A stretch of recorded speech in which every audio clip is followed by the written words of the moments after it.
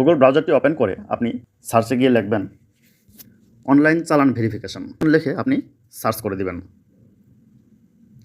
Search করার পর এরকম একটি ইন্টারফেস আপনার স্ক্রিনে শো করবে। ওয়েবসাইটের লিঙ্কটি আমার ডেসক্রিপশন বক্সে দিয়ে রাখবো, আপনি এই লিঙ্কের মধ্যে ক্লিক করেও সরাসরি আপনি চলে আসতে পারবেন। আপনি যদি ট্রেজারি চালানের মাধ্যমে অফলাইনে ব্যাংকে জমা দিয়ে থাকেন তাহলে আপনার কয়েকটি ইনফরমেশান লাগে। প্রথমে লাগে চালানের ডেট, আপনি যে ডেটে চালান জমা দিয়েছেন সেই ডেটটি এখানে আপনাকে যথাযথ বসাতে হবে।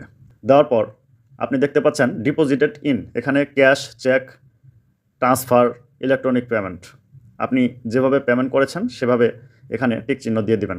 আমি ক্যাশে দিয়েছি তাই ক্যাশে টিক চিহ্ন দিয়েছি। এরপরে দেখতে পাচ্ছেন ব্যাংক, আপনি কোন ব্যাংকের মাধ্যমে এই চালানটি জমা দিয়েছেন।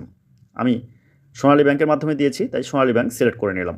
তারপর এখানে দেখতে পাচ্ছেন ব্যাংকের ডিস্ট্রিক্ট, কোন ডিস্ট্রিক্টের আন্ডারে পড়েছে সেই ব্যাংকটি, যে ব্যাংকে জমা দিয়েছেন। আমারটা ঢাকা ডিস্ট্রিক্টে পড়েছে তাই ঢাকা সিলেক্ট করে দিচ্ছি। তারপর দেখতে পাচ্ছেন ব্রাঞ্চের নাম, কোন ব্রাঞ্চে আপনি জমা দিয়েছেন সেটি এখানে আপনাকে সিলেক্ট করতে হবে।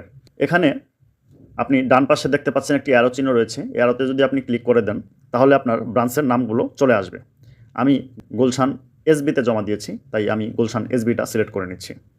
তারপর দেখতে পাচ্ছেন চালান নাম্বার, এখানে চালান নাম্বারটি আপনি টাইপ করে দিবেন।